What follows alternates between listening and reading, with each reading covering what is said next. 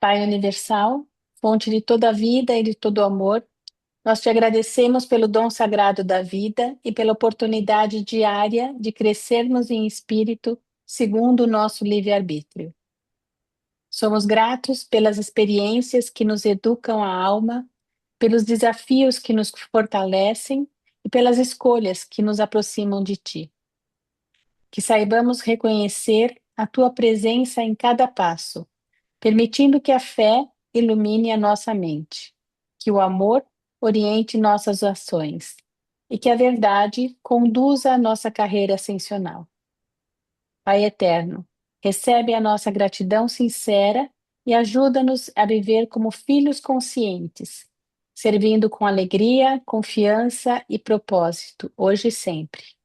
E Pai, intercede pelo Jorge, que está doente no hospital, e que ele receba as bênçãos que o Senhor julgar necessárias.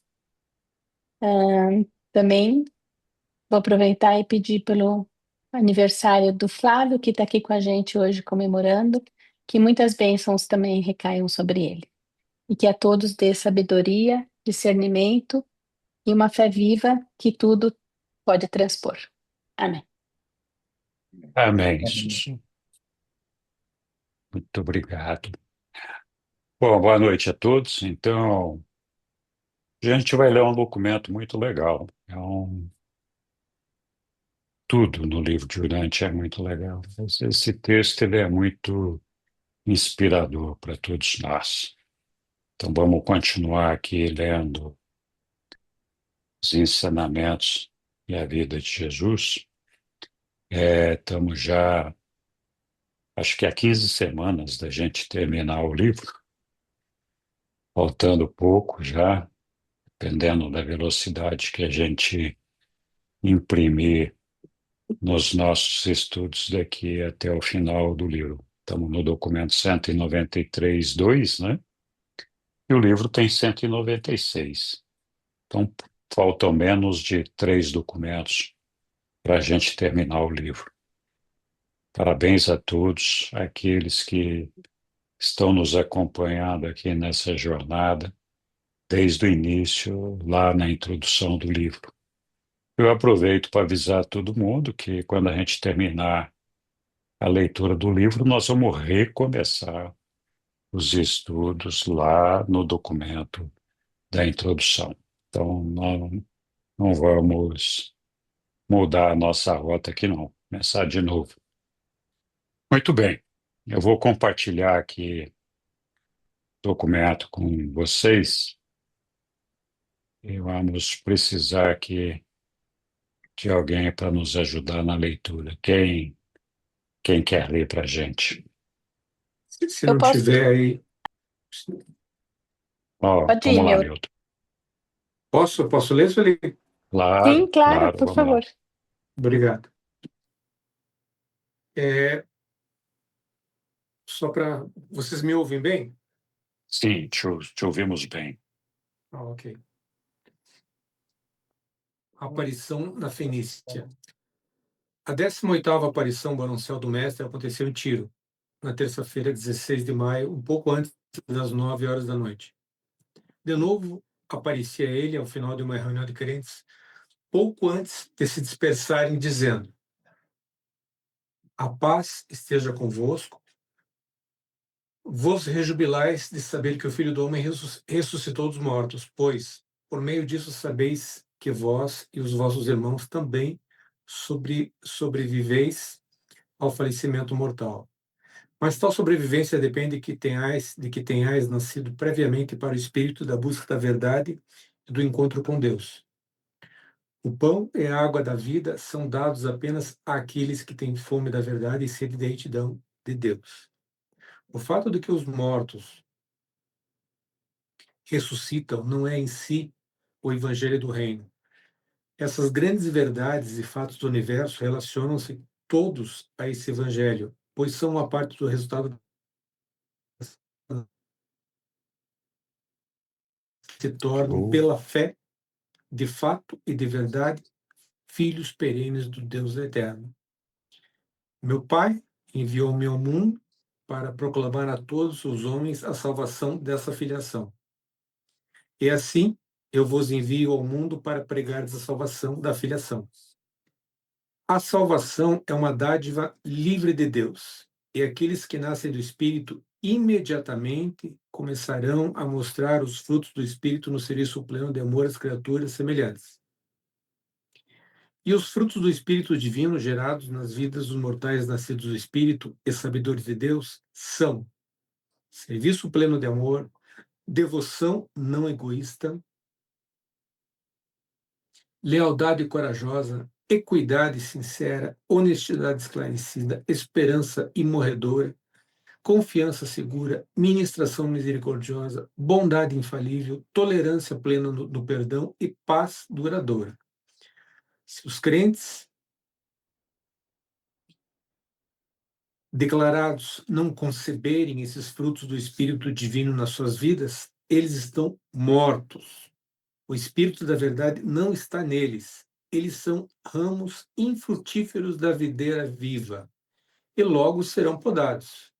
O meu Pai exige dos filhos da fé que deem muitos frutos do Espírito.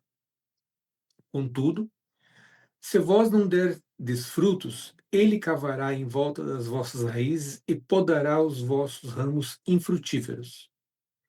Cada vez mais deveis dar frutos do Espírito no vosso progresso para dentro do reino de Deus, na direção do céu. Vós podeis entrar no reino como crianças, mas o Pai exige que cresçais, por meio da graça, até a estatura plena da maturidade espiritual.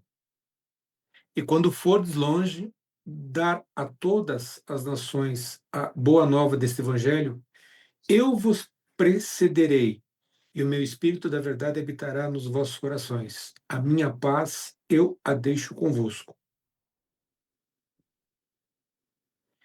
Então, o mestre desapareceu da vista deles. No dia seguinte, aqueles que levariam essa história a Sidom, e mesmo até Antioquia e Damasco, saíram de Tiro. Jesus tinha estado com esses crentes quando estivera na carne. Eles o reconheceram muito rapidamente quando Jesus começou a dar-lhes ensinamentos. Ainda que os seus amigos não conseguissem reconhecer a sua forma mononcial prontamente, assim que ela se tornava visível, eles nunca demoraram a identificar a sua personalidade tão logo ele começava a falar. Obrigado, Hilton. Aberto aos comentários. Duas questões me chamaram a atenção, Henrique. Eu não tinha pré-lido esse texto antes de vir para cá, mas eu tenho uma dúvida muito grande, assim, porque é muito comum que, né, nessa nossa trajetória, nessa busca, nessa rota de peregrino, até nós virmos a identificar o caminho, que nós aí trilhamos outros, que a gente tropece aqui, tropece lá, e todas essas descobertas das igrejas, das igrejas que adotam a teoria não revelada, mas, enfim, adotam as escrituras, todas essas buscas são feitas, quero acreditar eu, na melhor das boas vontades. E é muito comum que, na verdade, à medida que nós conheçamos qualquer dessas teorias, qualquer desses ministérios aí, que a gente se encha, né? Se encha de graça, se encha e saia por espalhar, né? O que acabou de conhecer, aquilo que acredita ser o melhor. Outras passagens do livro Durante dizem que isso é absolutamente normal, né? Até para que esse crescimento, né, faz parte. Esse é o caminho. Mas eu tive a impressão aqui, duas coisas me chamaram a atenção. A primeira, eu fiquei com a impressão assim que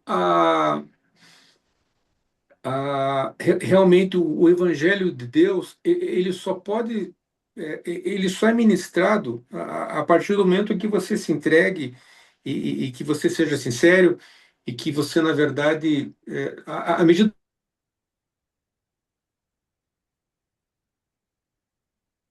assim com a impressão Milton. que até que você tenha certeza de ter encontrado o caminho, essa essa não é a religião da verdade, né? Você vai estar tropeçando, mas você não vai estar frutificando, você não vai estar espalhando a verdade, você não vai estar falando em nome de Deus.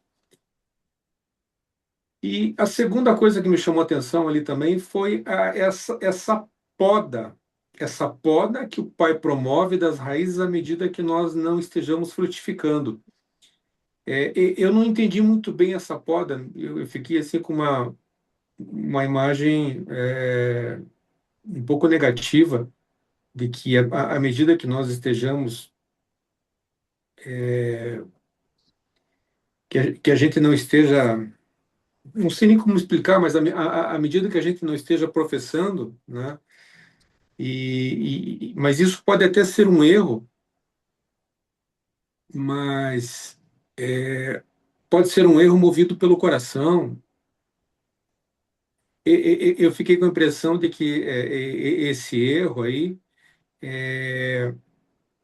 ele não é reconhecido e à medida que isso ocorra, inclusive vai haver essa poda que é trazida pelo mestre nessa alegoria que ele trouxe ali. Então foram as duas questões que me chamaram a atenção. É isso. Desculpe ter Bom, avançado Milton. na tua frente ainda, Sueli. Tranquilo, Milton. Olha, nós vamos falar dessas duas questões que você levantou daqui a pouco. Vamos ver aqui, de repente, as respostas estão na sequência aqui. Muito obrigado, Milton. Diga lá, Chu. Então, também é, eu acho que o coração desse discurso é com relação aos frutos do Espírito, né? E que se revela como um critério da vida espiritual. Então, Jesus lá ele fala assim que todo aquele que nasce do Espírito inevitavelmente produz os frutos. E aí ele faz a lista lá dos frutos, que é o serviço de amor, lealdade, devoção não egoísta. Bom, são vários, paz duradoura, etc. É, e aí tem uma hora que ele fala também que esses frutos, né, os frutos, você desenvolveu os frutos do Espírito, são a evidência viva da presença do Espírito da verdade. Então, aqueles que conseguem, né, ter acesso, que recebem o Espírito da verdade, conseguem produzir os frutos do Espírito. Só que eles não podem se estagnar, não pode ficar só nisso, né? Eles estão sempre sendo desafiados, então, a crescer no amor, a crescer na devoção não egoísta, a praticar a honestidade, a ter uma esperança, que ele fala, imorredora, né? Paz duradoura, tolerância, todos os 9 frutos do Espírito. Então, o que que eu aprendo disso, né? Eu acho que significa que você tem contato com o Espírito da verdade, desenvolve os frutos do Espírito, mas não pode ficar estagnado. Você tem que sempre estar crescendo e crescendo, né? Ou seja, a sua religião, sua religiosidade, ela não pode existir sem transformação. Você tem que estar o tempo todo crescendo, o tempo todo sua fé tem que ter serviço, tem que ter lá tem que ser uma fé viva, né? Uma fé que você está praticando o tempo todo. E foi isso que eu consegui entender. Não sei, eu acho que eu não consegui explicar exatamente para o Milton a questão dele, mas com certeza os universitários vão conseguir. É isso, então. Obrigada. Obrigado, Sussuzinha. Muito obrigado. Oi, Caio. Olá, olá, boa noite a todos. Boa noite. Eu queria só compartilhar o meu entendimento aqui, mesmo que talvez esteja errado, tá? É, primeiro que essa questão dos frutos do Espírito, tudo que ele fala aqui, Jesus fala, né? Serviço pleno de amor, devoção não egoísta, lealdade corajosa, equidade sincera, honestidade esclarecida, esperança imorredora, confiança segura, administração misericordiosa, bondade infalível, tolerância plena.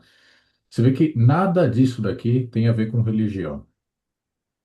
tá? São características próprias da pessoa, da ação que a pessoa tem, tá? E até por isso eu sempre achei, depois de ler o livro de Dante, aí uma fase da minha vida que eu fui ateu, que eu digo que muito ateu é mais religioso do que muitos ditos professos religiosos, tá?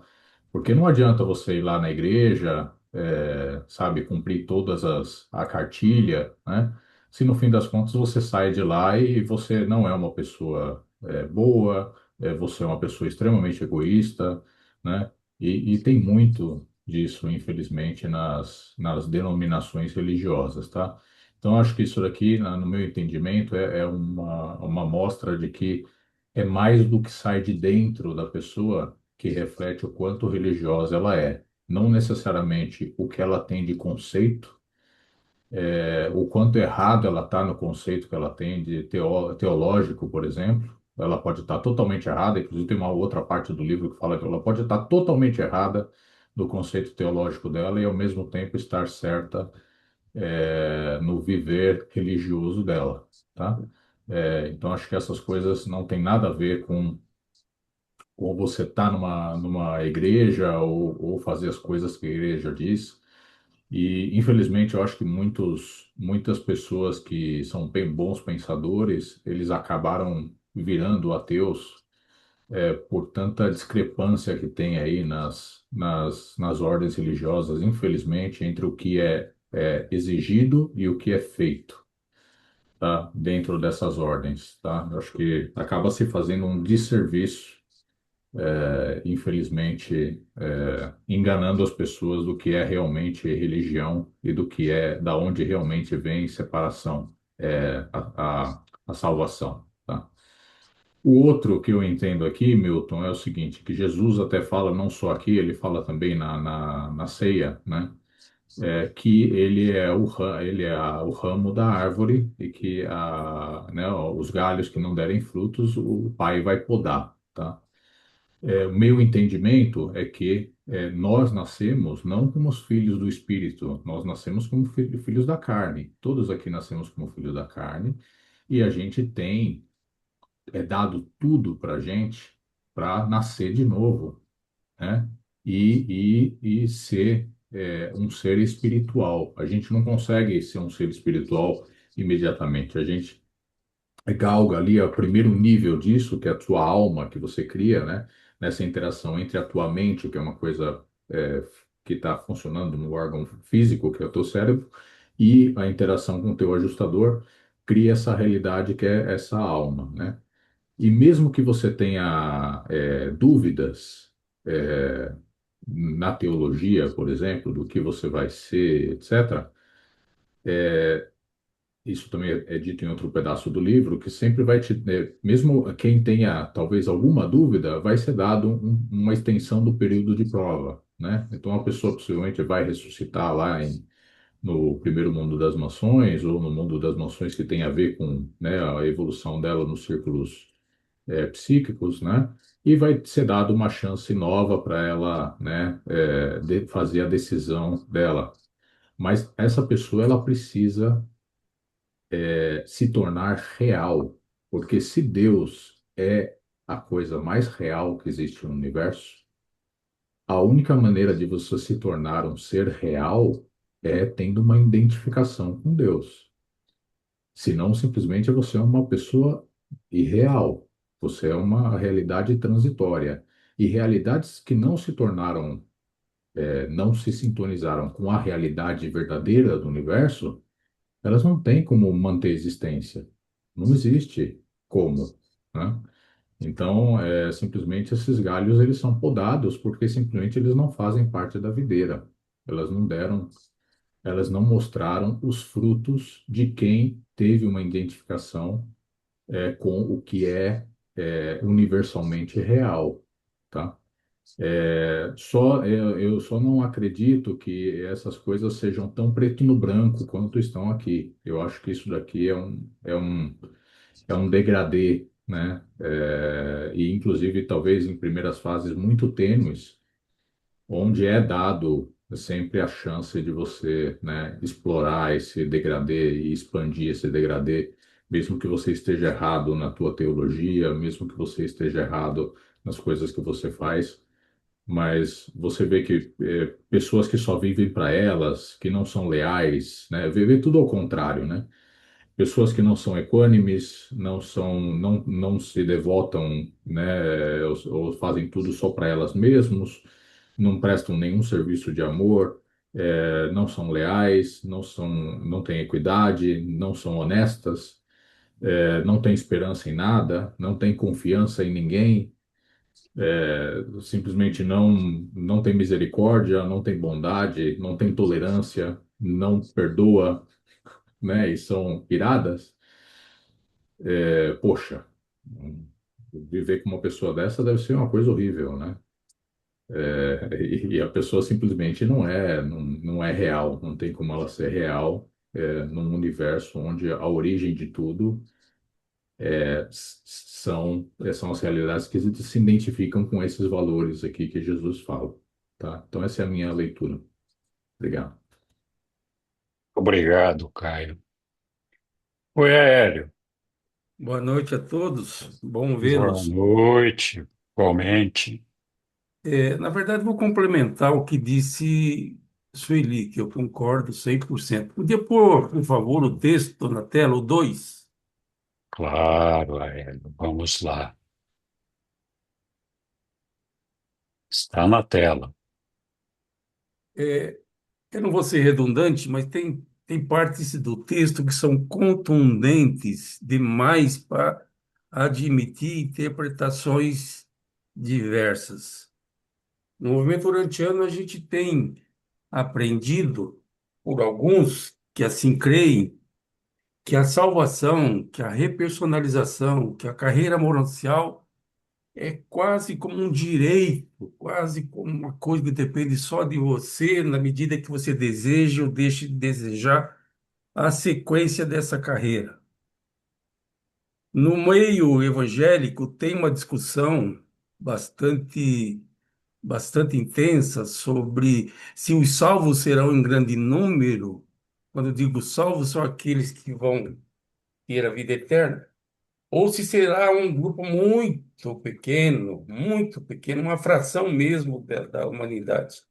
Eles chamam de o caminho estreito da passagem deste mundo para o outro mundo.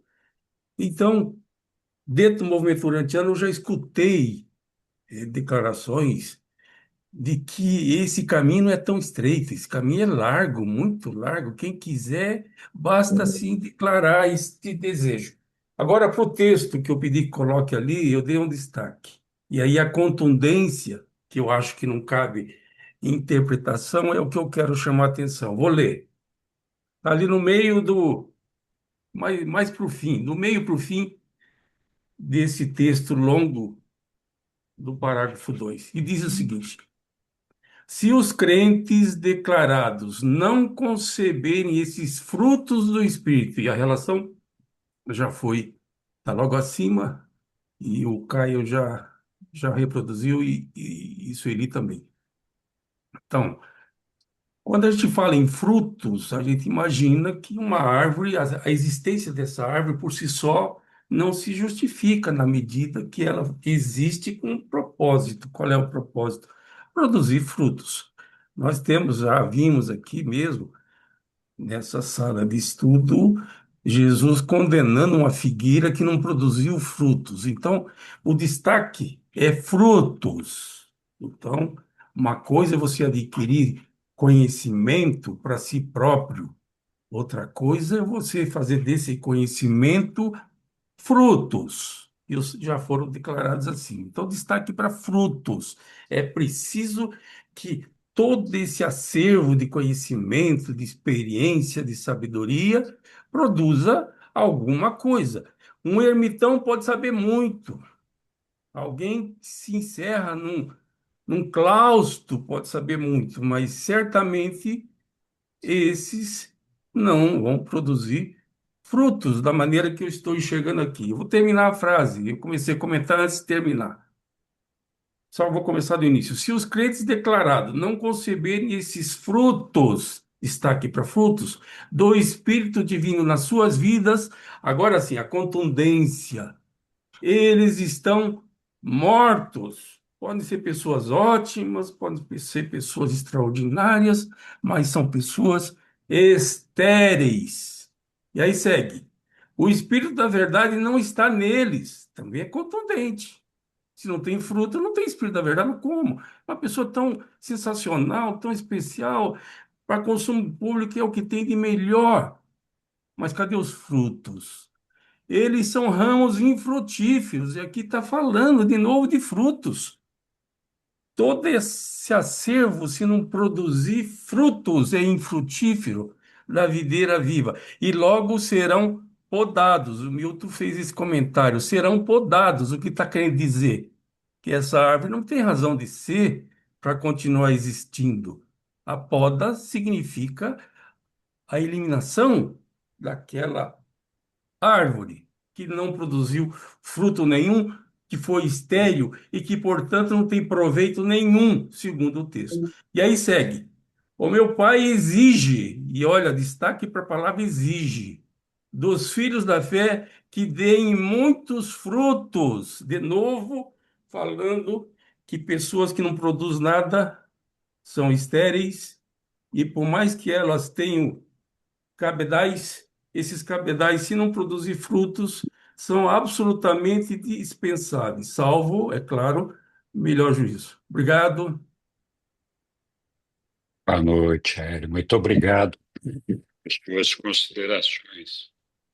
Tem muitas maneiras, como quase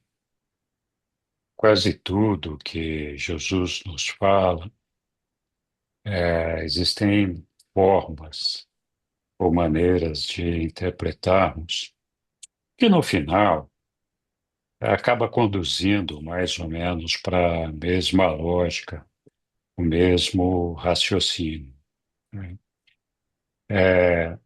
Eu, quando vi esse texto aí, eu já usei ele algumas vezes em algumas apresentações minha.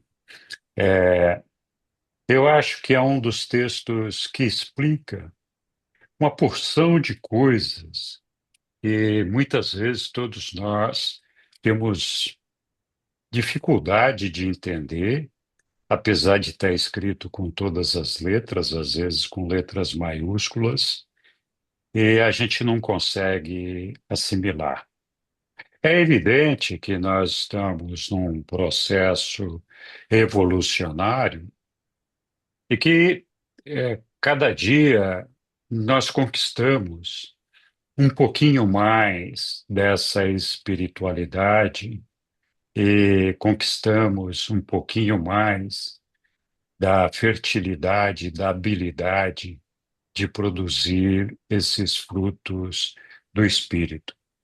Jesus começa lá esse texto saudando a todos e diz que é muito interessante ver que todos estão entusiasmados e todos estão felicíssimos, ah, vibrantes com o fato de Jesus ter ressuscitado e por uma possível associação, que é a correta, que é a lógica, que alguns possam fazer de que, bom, se Jesus ressuscitou depois de sua morte, significa que isso está disponível para nós também, que nós podemos ressuscitar, né?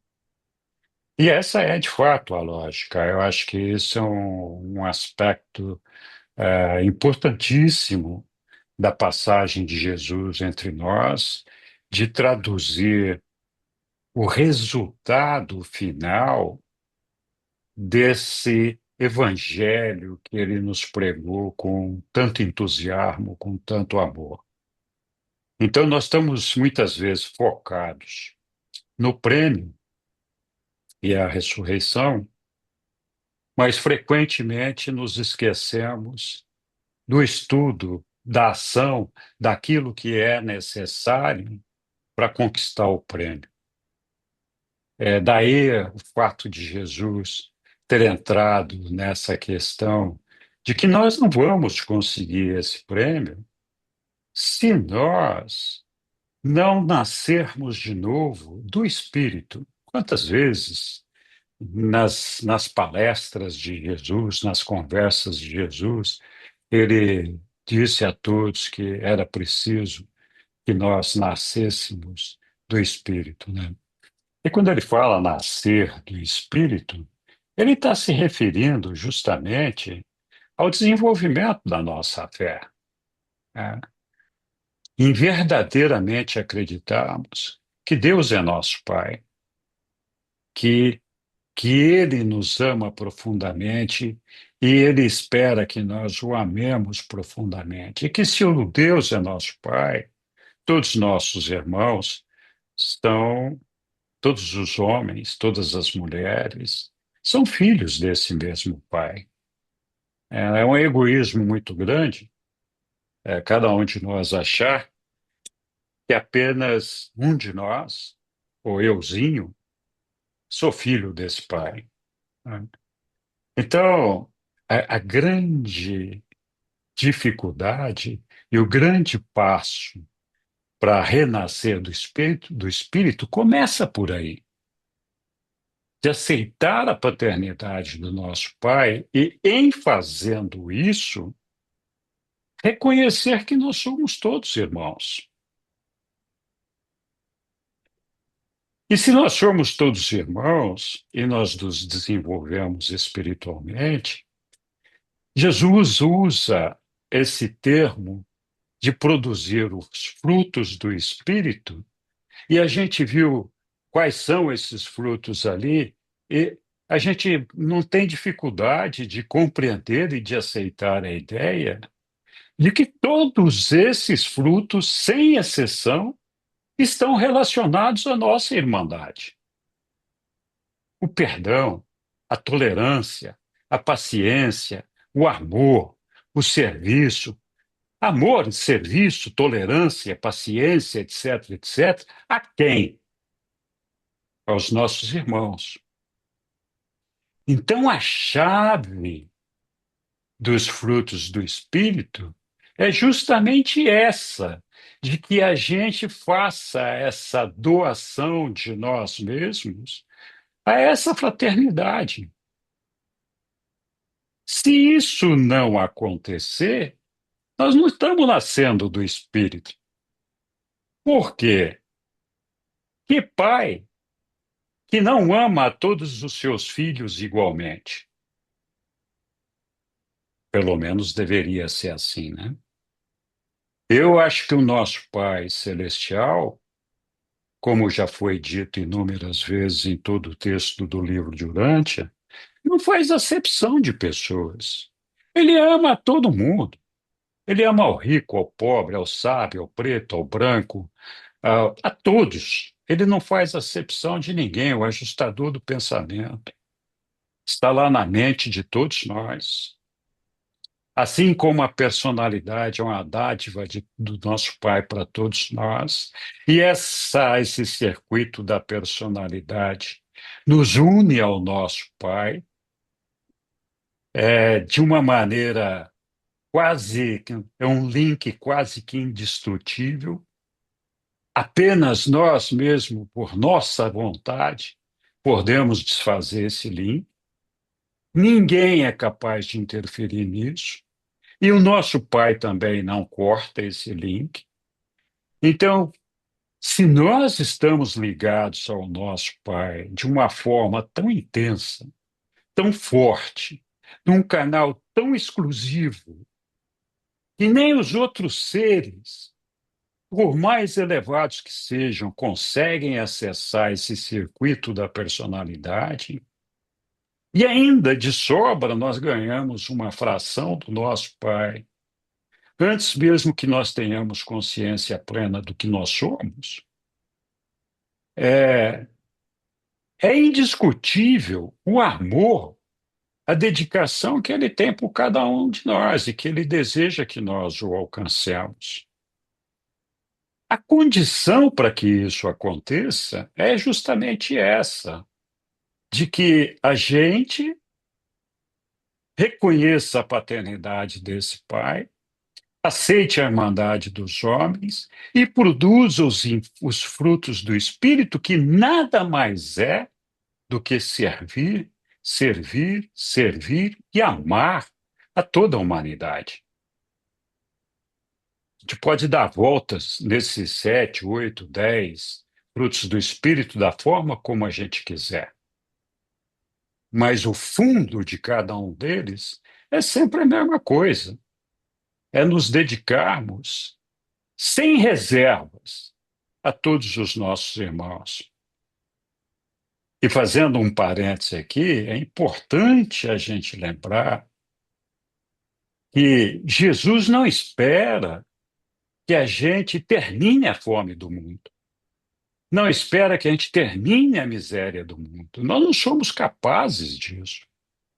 O que ele espera é que nós demos amor a cada um dos nossos irmãos, sejamos tolerantes, tenhamos paciência com eles, perdoemos, amemos, confiemos. É isso que ele está pedindo.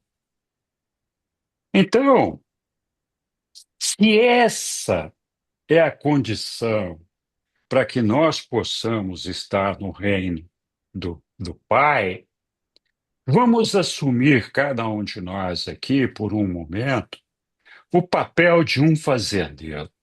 Que, neste caso, Jesus faz uma analogia como se o nosso Pai fosse um fazendeiro e tivesse lá o seu pomar com todas as suas plantações e que espera colher os frutos, fazer a colheita dos frutos para atender aos propósitos daquela fazenda, daquele projeto.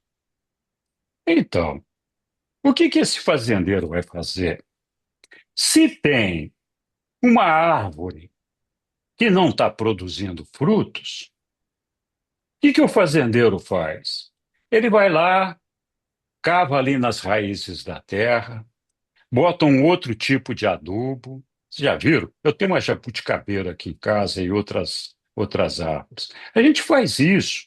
Não está produzindo, a gente vai lá, mexe, revolve a terra, vai lá, coloca fertilizante, coloca adubo, mexe nas suas raízes, mexe na sua estrutura ali. Aí vai lá, poda aquelas árvores, aqueles galhos que estão impedindo e roubando força daquela planta, desviando a energia dela, impedindo que ela tenha força suficiente para se carregar de frutos, porque ela está alimentando galhos que absorvem toda a energia dela e a tornam incapacitada de produzir os seus frutos.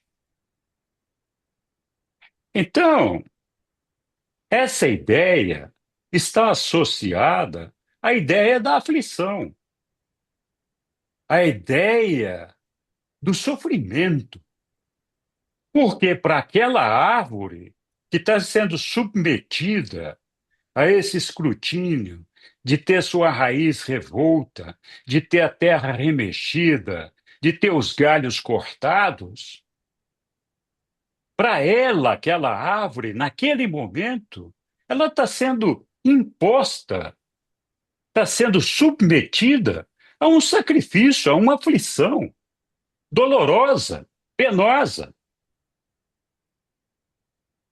Mas é como consequência disso que ela vai florescer e vai transbordar com a produção dos frutos. Então, nosso Pai faz a mesma coisa com a gente. Quais são os galhos que nós carregamos que nos impedem de produzir os frutos do Espírito? É o nosso egoísmo, o nosso materialismo, o nosso desejo insano de procurar e focar em conseguir o carro mais bonito para provocar inveja, de ter a roupa mais bonita, de ter isso, de ter aquilo, de ser melhor que o nosso irmão, de estarmos na ponta, fazer com que os outros sejam todos servis a nós e sejam invejosos da nossa posição, da nossa capacidade. Então, tudo isso são esses galhos que nos impedem de produzir os frutos do Espírito. Vocês perceberam? Ora, se eu estou muito focado no meu eu, no meu materialismo, nas minhas necessidades pessoais, no meu desejo material, no meu desejo de poder, no meu desejo. Então, o que que eu estou fazendo? Eu estou afastando de mim todos os meus irmãos, todos esses frutos do Espírito que faz com que eu me insira no reino de Deus. E aí Jesus fala: olha, mas você não está perdido. Nós não vamos te descartar, nós vamos fazer uma tentativa aqui. Nós vamos fazer uma poda. Vamos aqui mexer nas raízes. Aí ele vai lá, aquele carro que você queria muito, ele vai lá e destrói aquele carro, tira fora. Aquele negócio que te estava desviando da atenção, dos frutos do Espírito, vai lá e tira fora. Aquele negócio que você achava que você era o máximo, não sei o quê, de repente você ficou doente. Jesus e o nosso Pai, por meio dessas ações, estão tentando fazer com que a gente acorde, a gente perceba que o nosso foco está no lugar errado, que nós estamos gastando energia com a coisa errada. Se nós estamos gastando energia com a coisa errada, nós estamos criando um monte de ramos imprestáveis, que não servem para nada, só servem para atender o nosso ego aqui. E aí vem o pai e dá uma mãozada aqui, tira um negócio, dá uma mãozada ali, tira outro negócio. É um tapa, né, na orelha de cada um da gente. Acorda, fulano, acorda. Você está gastando com coisa errada. Não é esse o caminho. Não é esse que vai te levar lá para o meu pai. Não é esse que vai te inserir no reino de Deus. Então, bendito seja o ramo que o Pai veio e podou em mim. Bendito seja a raiz minha que o Pai veio e expôs. E bendito seja o meu ajustador do pensamento que me coloca essas provas todas e me chama a atenção e fala: Henrique, acorda, cara, acorda. Você tem que crescer, você tem que reconhecer o seu pai, aceitar o seu pai, ele te ama profundamente. Não adianta você pensar que vai ressuscitar, você tem que fazer a outra parte. Você tem que fazer o dever de casa. E o dever de casa é muito simples. Amar a Deus sobre todas as coisas, com uma retidão que vai nos impedir de nos desviar desse caminho e desse desejo de alcançar o nosso Pai. E a maneira de fortalecer e mostrar que nós estamos crescendo é justamente produzindo esses frutos do Espírito. Só o Pai, só a nossa ligação com Ele é capaz de fazer com que a gente tenha a força, o amor, a dedicação para dar a todos os nossos irmãos, de maneira que a gente tenha paciência, que a gente não se revolte, que a gente tenha tolerância, que a gente tenha perdão, que a gente tenha... Então, muitas vezes a gente pensa: olha, mas eu estou me humilhando aqui para conseguir essas coisas. Não é isso. Você está servindo a Deus e mostrando o amor de Deus a todos os seus irmãos, tendo uma maturidade que a maioria dos nossos irmãos não tem. Então, essa exposição da raiz e essa poda dos ramos é isso. O livro de Urântia, os ensinamentos, eles são repetitivos. É no sofrimento, nas dificuldades, que nós crescemos espiritualmente. Por quê? É nesses momentos que nós nos lembramos de Deus, que nós lembramos o que nós estamos fazendo aqui. Vai lá na UTI do hospital, vê se tem alguém dançando, tocando jingle lá. Os caras lá estão tudo de terço na mão, tudo rezando. Meu pai me salva, não sei o quê, salva fulano, não deixa ele morrer, papapá. É ali que os caras estão pensando em Deus, né?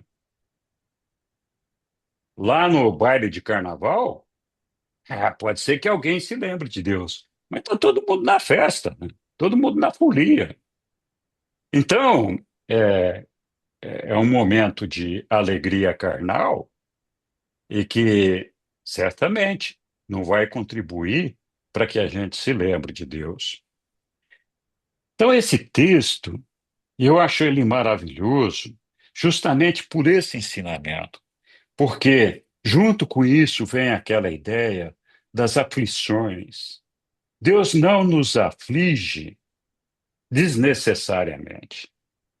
Ele não provoca as nossas aflições por um motivo de deleite para nos ver sofrer. Pelo contrário, as nossas aflições é um apelo do nosso Pai para que a gente se lembre dele. Lembre o que nós estamos fazendo aqui.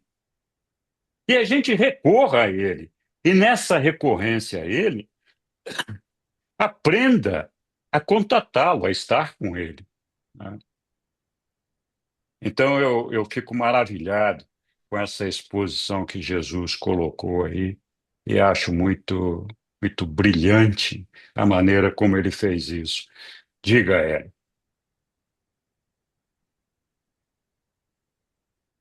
Viu, Henrique? Eu gosto de te ouvir, porque se traz esperança, se traz a crença de que é possível até pessoas ruins herdarem o reino do céu, se assim desejarem e se estiverem dispostos a mudar. Então, você é um otimista e eu gosto de você sendo otimista. No entanto, nós estamos estudando um texto. Muito do que você disse não está no texto que nós vimos. Não está. Você foi buscar isso em outros textos. Por isso eu quero, por favor, que coloque de novo o texto na tela, o 2. E eu vou destacar nesse texto o que você omitiu, na verdade. Vamos lá. Aqui falou em podados, e você deu a ideia de que os galhos são podados para dar energia, para dar força, para dar vitalidade à árvore. E, e o que eu entendi desse texto, e eu vou lê-lo de novo, se os crentes declarados não conceberem esses frutos do Espírito divino nas suas vidas, eles estão mortos. E aí continua. O Espírito da verdade não está neles. E aí diz, e quem são esses? Quem são os neles? Eles são ramos, que você chamou de galhos, infrutíferos da videira viva. A videira viva é a árvore. Os infrutíferos são ramos, galhos, e logo serão podados. Aqui não está falando que vai podar a árvore, vai podar o galho, vai podar aqueles que não estão produzindo e estão interferindo na vida da árvore. E eu penso que essa árvore, salvo o melhor juízo, é o reino, é a videira viva. Então, é apenas um. É claro que o agricultor tem ferramentas para transformar árvores infrutíferas em frutíferas, desde que ele tome as providências necessárias, começando como você mesmo descreveu, e descreveu bem, cuidando do solo, cuidando dos ramos infrutíferos, cuidando de vários aspectos. Mas, enfim. Aqui está falando nesse texto, salvo se eu entendi errado, e eu estou me concentrando no texto, porque é o que nós estamos estudando, na verdade, ou eu acredito no texto e eu digo, não, isso é tudo bobagem, eu vou seguir outro caminho. Ou esse texto está equivocado, esse texto não está alinhado com outros textos, então eu vou considerar a minha própria interpretação e vou aceitar ou deixar de aceitar o que eu bem entender, validando ou invalidando crenças de outras fontes. Então, basicamente, é isso. Mas eu gosto de você e continua. Eu estou realmente encantado. Eu ia sair mais cedo, já não vou mais. Obrigado. Abre o microfone, amor. Henry, abre o microfone. Aéreo, não saia. Você leu essa parte e leu muito bem, mas tem uma continuação esse texto. já que nós estamos estudando o texto. E o texto ainda está na tela. A partir do ponto onde você parou, está escrito assim, Aéreo. Você ainda está aí, né? Contudo, se vós não derdes frutos, vós quem? Cada um de nós.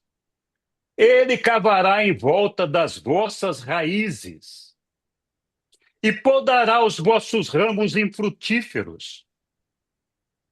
Cada vez mais deveis dar os frutos do Espírito no vosso progresso para dentro do reino de Deus. Então, ele está falando, sim, de cavar as nossas raízes, de podar os nossos ramos infrutíferos. Tem que ler o texto inteiro, não pode ser só a parte que interessa, né? É, vamos lá. Não? Diga, Pode Lília. seguir. Segue que eu estou gostando. Vai, É, termina todo o parágrafo. não, pô, podemos terminar, mas Termina o parágrafo inteiro, por favor. bom.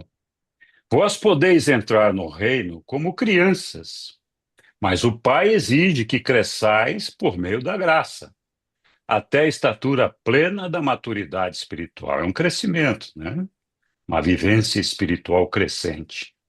E quando fordes longe, dar a todas as nações a boa nova deste evangelho, eu vos precederei e o meu espírito da verdade habitará nos vossos corações. A minha paz eu deixo convosco. Então, vou pegar o Esse- início desse parágrafo para poder ah, guardar alguma relação com o que foi dito mais no centro e mais no fundo. E diz assim: E vossos irmãos também sobreviveis ao falecimento mortal. Falando de si próprio, ele disse: Se eu sobrevivi, vocês também vão sobreviver. Mas tal sobrevivência, e aqui fala de sobrevivência, não fala de vivência, fala de sobrevivência, o que coloca uma linha temporal. Quando é que vai haver uma sobrevivência? A vivência é a existência de alguém. E aqui fala em sobrevivência, que é um pós-vivência. Salvo se eu estou entendendo errado. Vou continuar. Mas tal sobrevivência depende que tenhais nascidos previamente, destaque por previamente, para o espírito da busca da verdade e do encontro com Deus. Aqui, você pode até imaginar que Deus é negligente, que ele não oferece oportunidades, que ele não cria as adversidades, que ele não está presente na vivência, que basicamente o resultado é uma escolha pessoal e solitária, que ninguém tem assistência de Deus. O agricultor não vai lá cuidar para que essa árvore produza, para que essa pessoa sobreviva, ou seja, ela está entregue à própria sorte. É claro que não está escrito isso, mas não é difícil de imaginar isso, que o resultado não é só responsabilidade de quem fez as escolhas por um caminho ou por outro caminho. Mas a verdade é que, estudando o texto, dá motivo para interpretar do jeito que você falou mesmo, mas tem muita criatividade aqui, salvo, é claro, o melhor juízo. bom, Hélio, acho muito bom, sempre muito positivo, as suas provocações, da oportunidade da gente discutir bastante. Muito obrigado. Oi, Lilian. Então, porque anteriormente no livro de Urântia já falava que bastava que nós tivéssemos a fé em Deus, que acreditássemos em Deus para sermos salvos. E aqui Jesus impõe outras condições para a sobrevivência, né? Que são bastante duras. Eu achei assim, se você não der os frutos do Espírito, vocês estão mortos, né? Então, quer dizer, e é difícil, esses frutos, eles não são coisas fáceis, assim, são desafios bastante grandes no nosso mundo, porque aqui, sabe, né, a gente vive num mundo onde a rebelião fez um serviço bastante, né, contrário, vamos dizer assim, para que a gente tenha mais espiritualidade. E ali outra coisa também que me chamou a atenção, você poderia colocar o texto, Sim, por favor?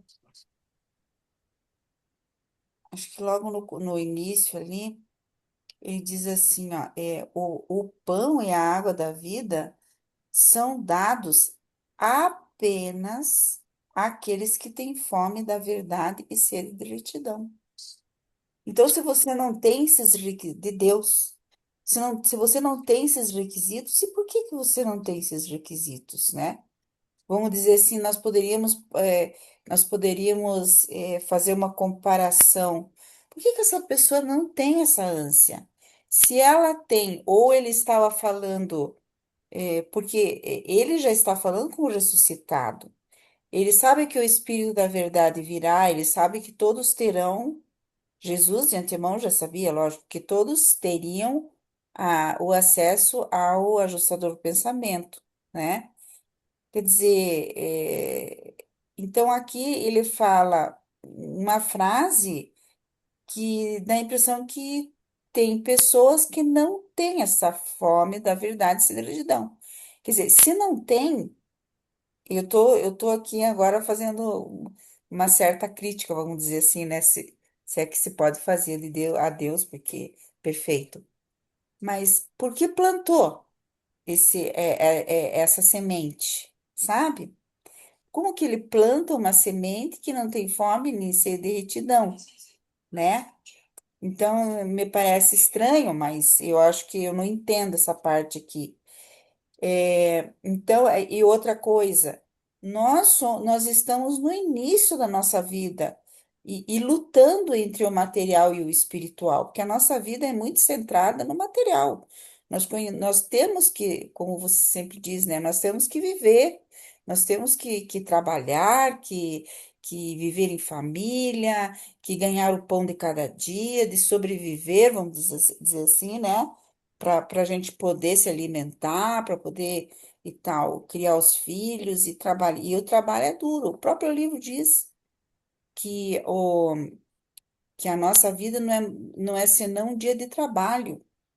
Então, é uma coisa que, assim, vamos dizer assim, você consome a tua vida, e isso agora que nós estamos tendo um pouco de tempo, e muitos ainda não têm, porque saem de manhã às 6 horas da manhã para trabalhar e só voltam às 8 da noite, 9 da noite.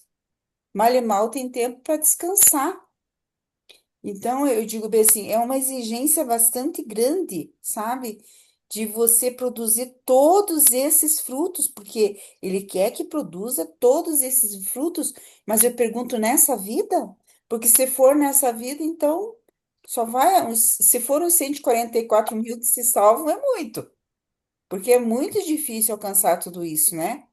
Então, aqui, para mim, eu acho esse texto de Jesus bastante assim incisivo nessa questão de ter que produzir esses frutos. É muito lindo e maravilhoso, a gente tenta fazer isso, mas perfeição a gente não consegue, porque tem uma parte que ele fala ali que tem que ser perfeito.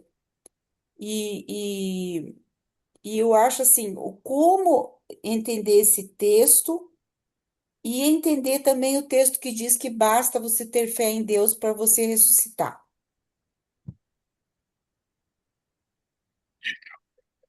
esse texto aqui, às vezes, muitas vezes, é lógico, as interpretações são sempre personalíssimas, né?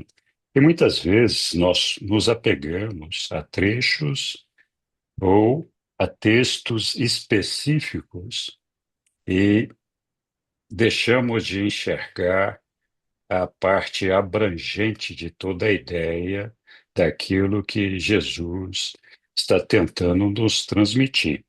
Então ele fala aqui, olha, que a gente fica lá concentrado na ressurreição, no desejo da ressurreição, e que é a maneira da gente sobreviver ao falecimento mortal.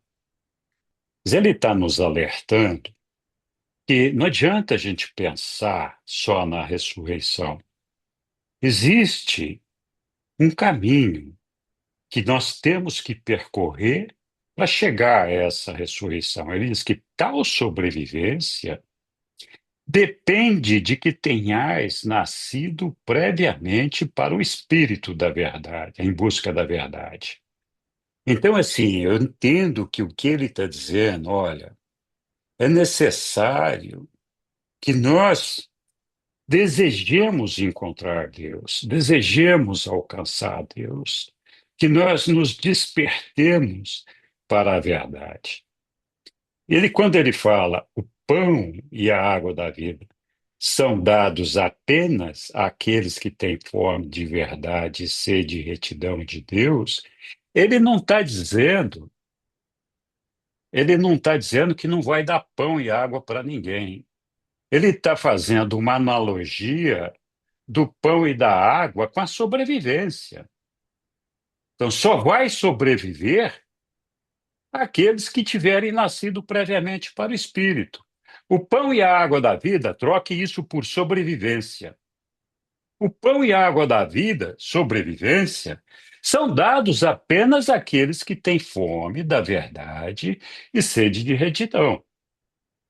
Se a pessoa, em momento nenhum, busca a Deus, deseja alcançar Deus, como é que ela pode esperar ressuscitar do outro lado? Então, a verdade a verdade nua e crua é essa: nós só vamos sobreviver eternamente porque o fato da ressurreição implica numa sobrevivência, mas não implica na eternidade, não implica na imortalidade. Nós só vamos ser eternos no dia em que a gente se fusionar com o ajustador do pensamento. E o nosso pai é tão bonzinho que ele reconhece que cada um de nós tem as suas dificuldades e tem dificuldade para entender a paternidade do pai, a irmandade dos homens e produzir os frutos do Espírito. Então, sim, alguns alcançam uma evolução talvez mais rápida do que a dos demais, podendo chegar, inclusive, a se fusionar com o ajustador do pensamento aqui na Terra e alcançar essa eternidade definitivamente a partir do momento dessa fusão que pode acontecer aqui na Terra. Mas sabedor de que muitos de nós, na verdade a grande maioria, não vai conseguir fazer isso, o Pai nos permite uma extensão desse período de prova. Isso não está escrito aí nesse texto, mas nós sabemos que é assim que funciona. Então, ele fala, não aqui nesse texto, mas ele fala: aquele que busca a Deus já o encontrou. Então, nós temos que voltar um pouquinho aqui para a questão, já que foi levantada a dúvida, não está no texto, mas faz parte dos ensinamentos. Nós temos que voltar aqui um pouquinho para a questão dos 7 círculos psíquicos. Então, cada um de nós tem uma jornada para percorrer. Nós começamos a nossa jornada com o desenvolvimento da nossa alma, que se inicia quando a gente recebe o ajustador do pensamento. Porque só ele pode construir a nossa alma, desde que nós permitamos que isso aconteça. Ele não vai fazer isso se não tiver permissão.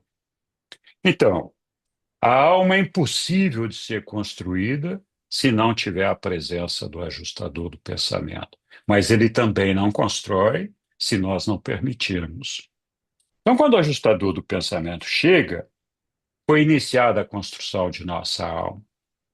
Aí, nós estamos, nesse momento, no 7º círculo psíquico, que é o início da nossa jornada. E vamos avançando para dentro, no 6º, no 5º, no 4º, no 3º, no 2º, no 1º. Quando a gente chega no 1º círculo, nós estamos quase prontos para nos fusionarmos com o nosso ajustador do pensamento. E provavelmente aqueles que chegaram no 1º círculo vão se fusionar, faltando pequenos ajustes para isso. Então, significa o seguinte: que o indivíduo que está no sétimo ciclo iniciou o desenvolvimento da sua alma. Mas se ele não chegar no primeiro, ele não vai alcançar a fusão com o ajustador do pensamento. E todos nós, sem exceção, um dia temos que alcançar o primeiro círculo psíquico para poder alcançar a fusão com o ajustador do pensamento. Então, como a gente tem dificuldade de fazer isto aqui, neste mundo, muitos de nós não vamos conseguir fazer isso, ele estende esse período de prova. Né? Ele estende esse período de prova e nos leva para a morôncia. Eles dizem, os reveladores, que aqueles que desejam alcançar Deus e manifestam essa intenção, por si só já encontraram a Deus. Então, eles têm já um caminho, uma justificativa para terem o seu período de prova estendido. E eles vão ressuscitar lá do outro lado. Mas ainda tem que fazer o resto do percurso até alcançar a fusão com o ajustador do pensamento. Não sei se a gente se lembra, nós não faz muito tempo nós estivemos estudando a diferença, né, dos filhos de Deus pela fé e dos filhos de Deus pelo Espírito. Nós somos filhos de Deus ascendentes quando nós nos fusionamos ao nosso ajustador do pensamento. Antes disso, nós somos filhos pela fé. E o Pai espera que realmente a gente chegue lá. E a nossa fé, ela é um movimento crescente. Pouco a pouco ela vai se desenvolvendo. E o nosso Pai, sim, trabalha em nós o tempo todo, podando os nossos ramos, trabalhando as nossas raízes, nos propondo desafios para que a gente possa crescer, desenvolver cada vez mais essa fé e entender a mensagem do reino. Nós somos lentos, muitas vezes nós não conseguimos alcançar isso. Então, eu acho que essa produção dos frutos do Espírito, que realmente é necessária, porque se nós não conseguirmos produzir esses frutos do Espírito, nós não vamos alcançar a fusão com o ajustador do pensamento. Então, sim, nós temos que fazer isso. Se não for nesta vida material, vai ser na vida monancial. E só depois da fusão com o ajustador do pensamento é que nós poderemos dizer que sim, nós verdadeiramente sobrevivemos para a eternidade, para sempre. E não apenas para a extensão de mais um período de prova, não é mais um período, a extensão do período de provas. Então, acho que o nosso Pai é bastante tolerante com todos nós. Eu acho que ele não está negando o pão para nós, nem a água, muito pelo contrário. Mas tem um trabalho que a gente tem que fazer aí. E eu acho esse texto magnífico justamente por isso. A nossa jornada não termina com a ressurreição, muito pelo contrário, nem com a fusão com o ajustador do pensamento. A fusão com o ajustador do pensamento garante que nós seremos eternos, que nós vamos chegar no nosso Pai, que nunca mais nós vamos nos afastar dele. Mas até lá, aqui ou nas morôncias, a gente ainda tem o risco da coisa não dar certo. O risco está em nossas mãos, de aceitar ou não o nosso Pai, de ter a fé e poder, então, cumprir com o desejo do nosso Pai. Muitas vezes nós temos essa dificuldade, né, da vontade do nosso Pai. Qual é que é a vontade do Pai? Eu não sei qual é que é a vontade do Pai. A vontade é muito simples. É a produção desses frutos do Espírito.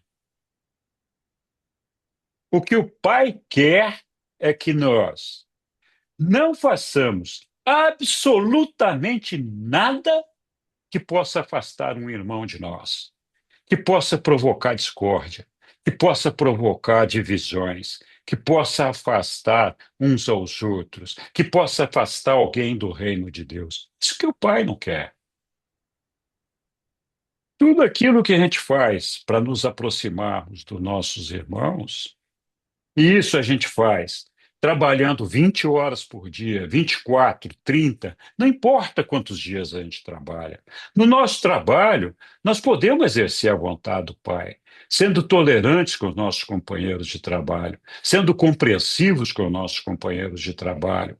No trânsito, nos lugares onde nós estamos, né? Tem gente que não levanta nem para uma grávida e para um idoso sentar no banco do ônibus lá, fica lá assistindo aquela pessoa se equilibrando lá com toda a dificuldade, não tem a pachorra nem de se levantar do banco. Então, quantas oportunidades, independentemente do volume de trabalho e da exaustão que nós estamos, nós temos de fazer a vontade do nosso Pai. Quantas? No nosso dia a dia.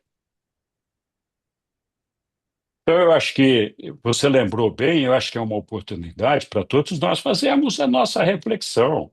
Nós não precisamos ter tempo livre, nós não precisamos ter tempo na praia, descansando lá no sol, para lembrar, bom, agora eu tenho tempo, eu vou lembrar do meu pai. Isso não existe. Nós temos que fazer isso no dia a dia, no meio onde nós estamos. No nosso trabalho, no nosso lazer, nas nossas dificuldades, na nossa luta diária, com os nossos filhos, com os nossos pais, com os nossos cônjuges, com os nossos amigos, com aqueles que são nossos inimigos. Então, assim, oportunidades não faltam da gente empregar esses frutos do Espírito. A questão é que esses frutos do Espírito só vão acontecer na medida em que nós nos aproximarmos do nosso Pai. E vice-versa, né? Se a gente não tiver esse amor pelo nosso Pai, não sentir esse conforto que Ele nos traz, não tiver essa luta, essa busca de encontrar o nosso Pai, de nos apoiar nele, de buscar força nele, de buscar o amor nele, de sentir a presença dele dentro de nós, sem chance. Nós não vamos resistir à tentação de cair em pecado. Nós não vamos resistir à tentação do egoísmo. Esquece, não tem jeito. A única maneira da gente superar tudo isso daí é amando profundamente a Deus, percebendo o amor que Ele tem por nós e amando aos nossos irmãos. Fácil de dizer, difícil de fazer, mas muito conquistável. Muito conquistável. Cada um de nós pode, na sua luta, praticar diariamente a maneira de alcançar o nosso Pai e alcançar os nossos irmãos com essas coisas. Todos nós cometemos erros. Nenhum aqui é melhor um que o outro. Mas a gente tem que parar para refletir e perceber essas realidades que nos são colocadas, esses desafios no dia a dia, né? A minha maneira de ver esse texto é como um todo. E o todo é muito simples. Deus é nosso Pai. Essa é a revelação de Jesus para nós. Nós somos todos irmãos. Os frutos do Espírito são exatamente a nossa luta, a nossa devoção de servir bem, de amar aos nossos irmãos, de lutar para que essa família seja uma família unida, em paz, harmoniosa, em tudo que depende da gente para a gente chegar lá. Esse é o nosso trabalho. Não tem. É difícil de fazer, sim, mas essa é a missão. Diga lá, Sussu. Não, só para colocar, parabéns pela explicação, que foi maravilhosa. Mas só para colocar com relação à extensão da prova, né? Está no documento 112, que fala sobre a sobrevivência do eu humano.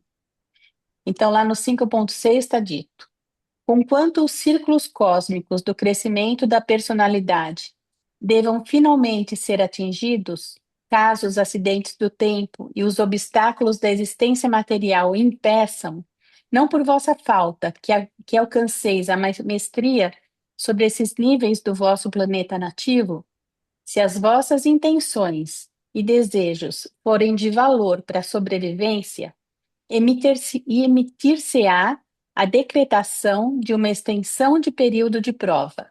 Ser-vos-á dado um tempo adicional no qual vós vos comprovareis.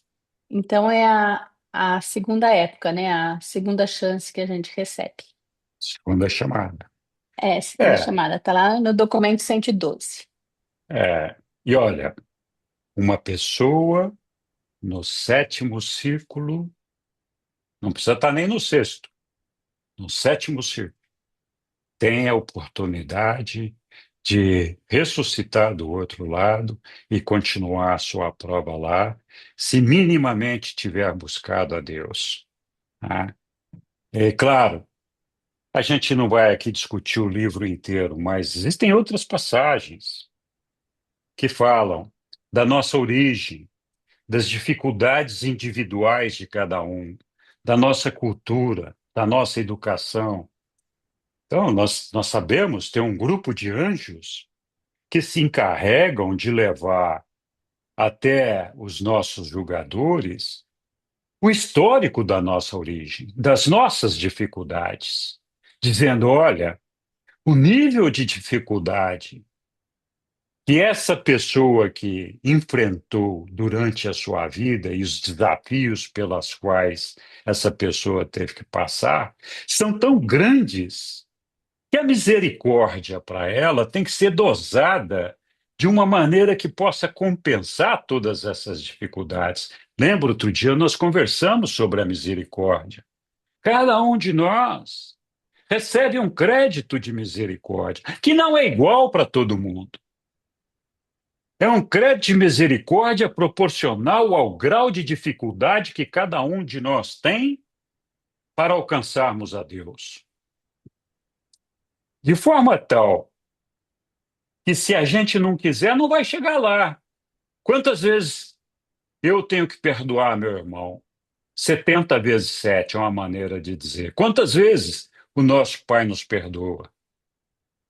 70 trilhões vezes 70 zilhões de vezes. Ele não está preocupado com isso. Ele quer que a gente chegue até lá. Então, essa extensão desse período de prova, ela vai acontecer. Agora, não vai acontecer se ao longo da sua vida aqui, apesar de todo esforço, toda dedicação, de todos esses seres celestiais, de todas essas questões, oportunidades que nos foram dadas de descobrir a Deus, o indivíduo falar: eu estou me lixando para Deus, não quero nem saber desse negócio aí. Bom, paciência, é uma escolha sua, né?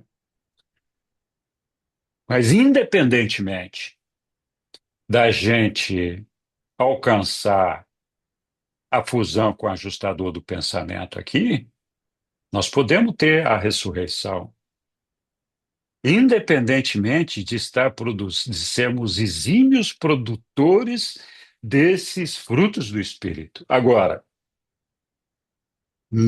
nenhum de nós, nunca, nunca vamos alcançar a fusão com o nosso ajustador do pensamento se nós não formos exímios produtores desses frutos do Espírito. Esquece, isso não vai acontecer. Ah. Então, nós estamos enxergando só o momento da nossa morte, da nossa ressurreição, mas a verdade é que nosso período de prova temporal termina com a fusão com o ajustador do pensamento. Aí sim, nós conquistamos a vida eterna. Ah. Tudo bem, não sei se mais alguém quer se manifestar sobre esse tema. Eu acho que isso é sempre uma grande oportunidade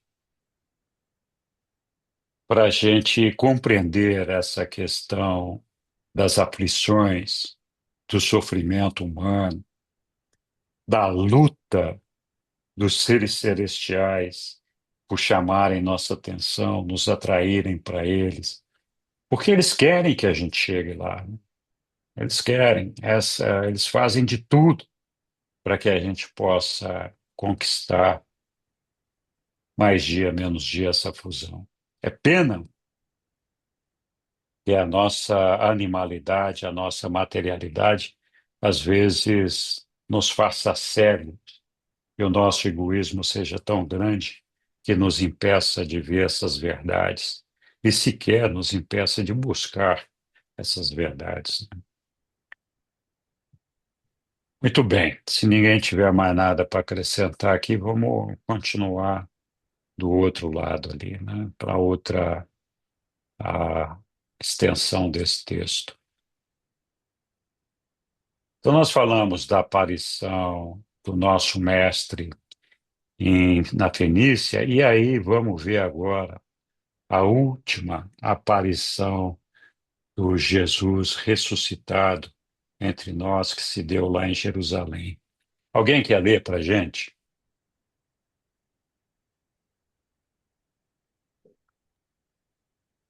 Posso ler. Então vai, Sussuzinha, muito obrigado. A última aparição em Jerusalém. Não está saindo o seu som aqui, eu não sei se eu... Melhorou? Agora Também não. sim, agora sim. A última aparição em Jerusalém. Cedo pela manhã, na quinta-feira, 18 de maio, Jesus fez a sua última aparição na Terra enquanto uma personalidade moroncial. No momento em que os 11 apóstolos iam sentar-se para o de jejum, na sala de cima da casa de Maria Marcos, Jesus apareceu para eles e disse: A paz esteja convosco. Eu pedi-vos que permanecesseis aqui em Jerusalém até quando eu ascendesse ao Pai, e até que enviasse a vós o Espírito da Verdade, que em breve será vertido sobre toda a carne, e que vos irá adotar com o poder do alto. Simão Zelote interrompeu Jesus, perguntando: Então, mestre, tu irás restaurar o reino, e nós veremos a glória de Deus manifestada na terra? Quando Jesus ouviu a pergunta de Simão, respondeu: Simão, tu ainda te atens às ideias antigas sobre o Messias judeu e o reino material. Mas receberás um poder espiritual quando o Espírito houver descido sobre ti, e logo irás a todo o mundo pregar esse evangelho do reino. Do mesmo modo que o Pai enviou-me ao mundo, eu vos envio. E desejo que todos vós ameis uns aos outros e confieis uns nos outros. Judas não está mais conosco, porque o seu amor esfriou e porque ele recusou-se a confiar em vós, os leais irmãos dele. Não lestes nas Escrituras onde está escrito: Não é bom para o homem ficar sozinho. Nenhum homem vive para si próprio. E também onde é dito: Aquele que gostaria de ter amigos deve mostrar-se amigável. E eu não vos enviei até longe para ensinar dois a dois, para que não vos tornasseis solitários e para que não caísseis nos erros e tristezas do isolamento? Também sabeis que, quando eu estava na carne, não me permiti permanecer só por longos períodos. Desde o princípio da nossa associação, sempre vi mantendo 2 ou 3 de vós constantemente ao meu lado, ou muito perto e à mão, até mesmo quando eu comungava com o Pai. Entregai-vos, portanto, confiando uns nos outros. E isso se faz ainda mais necessário, pois nesse dia vou deixar-vos sós no mundo. A hora é chegada. Estou na iminência de ir para o Pai. Quando acabou de falar, fez um sinal para que saíssem com ele e os conduziu ao Monte das Oliveiras, onde fez a sua despedida preparatória antes de partir de Urântia. Essa foi uma caminhada solene ao Monte das Oliveiras. Nenhuma palavra foi pronunciada por qualquer pessoa, desde o momento em que deixaram a sala superior até que Jesus parou junto com eles no Monte das Oliveiras. Muito obrigado, Sussuzinha. Um comentário.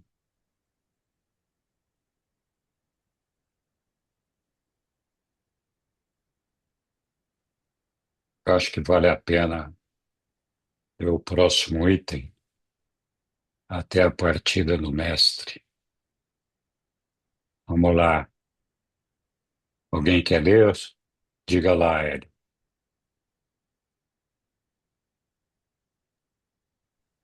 Podia pôr, por favor, o texto 2, o parágrafo 2. Só que me Sim, bateram com o pode. computador, que estava vendo outros trabalhos. Sim, diga lá. É, o 2, vamos ver que altura. Tem uma frase que me deixou curioso. E ela está lá no meião, quase por fim. Diz assim: nenhum homem vive para si próprio. Não tem uma exclamação, tem uma interrogação. E, obviamente, a interrogação me deixou em dúvida. O que que significa essa interrogação quando eu imagino que seria uma exclamação a partir das palavras anteriores? É uma pergunta. Na verdade, Jesus está perguntando para eles: não lestes nas Escrituras onde está escrito? Não é bom para o homem ficar sozinho. Nenhum homem vive para si próprio. Quer dizer, ele não está falando, perguntando se não é bom. Ele está falando que você não leu na Escritura que está escrito isso? Entendeu? Obrigado, concordo. Está Foi, explicado. Flávio.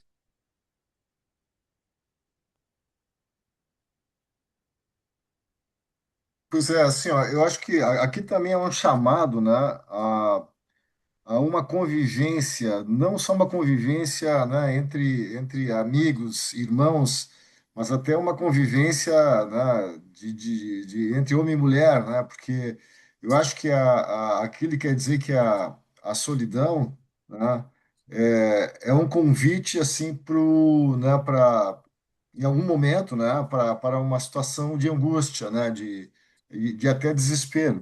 Então, a irmandade, a união, a amizade, o contato, né, de irmãos assim é o que provoca, na verdade, esse bem-estar coletivo que pode te levar para uma situação de pensar melhor, né, de buscar o divino. Eu acho que tem muito aqui também dessa questão da solidão, né, da solidão humana, que a gente até vê muito hoje, né? Talvez sejam coisas assim que ele já estava chamando a atenção, né? Exatamente, conhecendo a natureza humana, né? E como isso poderia, né, prejudicar de alguma forma também. Eu vejo dessa forma, assim, parte desse texto aí. É É isso. verdade. Eu acho que você acertou bem aí, Flávio. Mas olha, se a gente for pensar bem, nem do ponto de vista materialista, é bom você ser uma pessoa isolada, né? Como é que um ser que é completamente isolado, um ermitão, pode exercer o seu egoísmo, né? A não ser pelo fato de que ele é tão egoísta que ele só concorda em conviver com ele mesmo, com mais ninguém, né? Mas como é que você vai se mostrar? Como é que você vai é, fazer valer as suas coisas materiais se você está sozinho? Então, para muitos, a desculpa de ficar sozinho tem até uma natureza espiritualista, mas é uma natureza é uma natureza equivocada também, né? Porque a espiritualidade ela tem que ser compartilhada, né? Não dá para você carregar essa espiritualidade só para você, né? Enfim, é, de fato é um processo estranho esse do indivíduo que gosta de ficar completamente isolado, né? Os ermitões da vida. Tá bom, vamos lá continuar então o texto ali. Vamos ver a partida de Jesus definitivamente, né? Diga, Hélio. Então, eu achei bastante oportuno esse parágrafo, porque eu tenho acompanhado em alguns grupos de WhatsApp o assunto de que religião é um assunto privado, uma escolha pessoal e é exclusiva, na linha de convencimento de que a coletividade, a congregação não acrescenta nada, na medida que você não precisa estar em grupo, basta estar. A religião, a espiritualidade é um assunto muito pessoal, muito privativo, muito exclusivo, e que o coletivo não acrescenta nada. E aqui nesse texto está dizendo justamente o contrário. Muito embora existe individualidade na coletividade, sim. Então eu não preciso estar sozinho para ter escolhas pessoais individuais. Eu posso ter escolhas pessoais individuais estando na multidão. Então, esse ponto me parece relevante, especialmente para aqueles que fazem a defesa a favor de ser desigrejado ou a defesa de ser contra participação em congregações, sejam elas quais forem, na crença que as congregações mais desencaminham do que aproximam. Existe um entendimento popular que diz o seguinte: um lápis pode ser partido pelas mãos facilmente. Já um feixe de lápis já é mais complicado. Alguns dizem o seguinte: o tição de carvão na churrasqueira separado do braseiro tende a se apagar. E basta trazer esse tição para o braseiro e ele se reacende. Ou seja, fazer uma apologia ao coletivo. Então, não gostaria de passar por esse texto sem provocação. E a provocação está aqui. Afinal, o coletivo é nocivo e o individual é virtude, ou tem uma interpretação diversa que possa harmonizar? Está feita a provocação. Obrigado. Bom, você fez a provocação, mas você já tinha respondido, do meu ponto de vista, né? A maneira como eu vejo as coisas, a religião é, de fato, uma escolha, uma opção individual. Não é pelo fato de eu estar no meio de um grupo que eu passo a ser mais ou menos religioso. Apesar de que o exemplo e a influência das pessoas podem me motivar a despertar o interesse por encontrar a Deus. Mas, independentemente dessa motivação, eu posso encontrar a Deus por mim mesmo e desenvolver a minha religiosidade com Deus individualmente, pessoalmente. Então, eu tenho a minha religião pessoal. Mas, acabamos de ver, o cara que é religioso, que está espiritualmente desenvolvido, o que que ele tem que fazer? Produzir os frutos do Espírito. Ele não pode produzir os frutos do Espírito para ele mesmo. Ele tem que estar no meio da Irmandade para produzir os frutos do Espírito. E uma coisa alimenta a outra. Então, eu acho que a nossa religião, a nossa fé em Deus é despertada por um interesse pessoal de cada um. Mas existe uma retroalimentação pela prática dessa irmandade, dessa religiosidade, dessa produção dos frutos do Espírito. Eu acho que na medida em que nós produzimos os frutos do Espírito, a nossa fé se fortalece, o nosso desenvolvimento espiritual cresce, nós, nós cada vez mais nos engajamos no reino de Deus. Então, eu acho que uma coisa não briga com a outra, né? Não dá para transferir para uma pessoa a experiência de ter encontrado a Deus. Estou falando da experiência.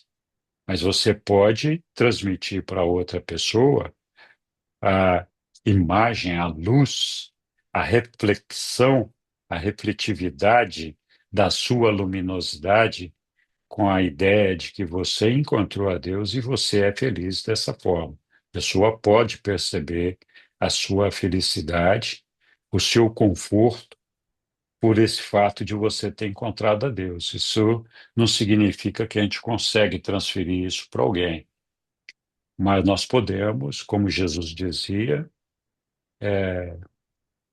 pelas vossas ações, pelos vossos atos, eles vos conhecerão. Sois um filho meu. Tá? Então, eu acho que é por aí.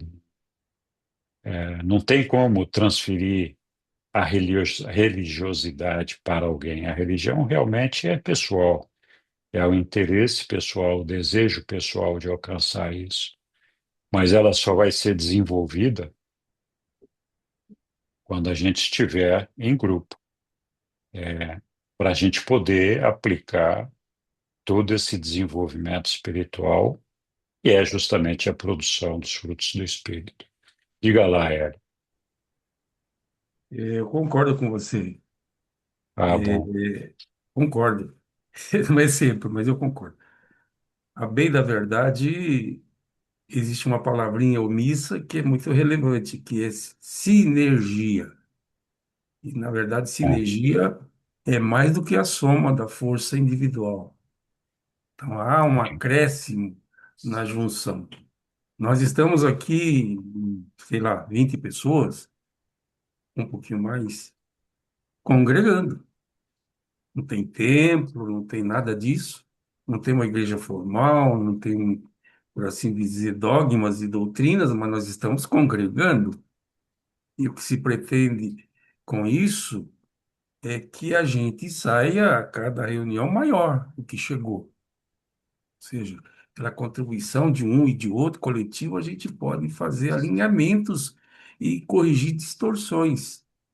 Tá? Por essa linha de raciocínio, as igrejas institucionalizadas, sejam elas quais forem, e por mais nocivas que sejam nas suas doutrinas, elas cumprem um propósito de união, de a questão toda não é o vizinho pensar igual a você e ter as tuas crenças e seguir a tua orientação. Esse não é seu objetivo.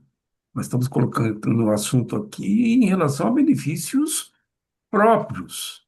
A coletividade me acrescenta o fato de eu estar aqui, eu fico maior, ou fico menor, ou estou gastando meu tempo, estou gastando o tempo dos demais. Então a questão toda é focada para si próprio.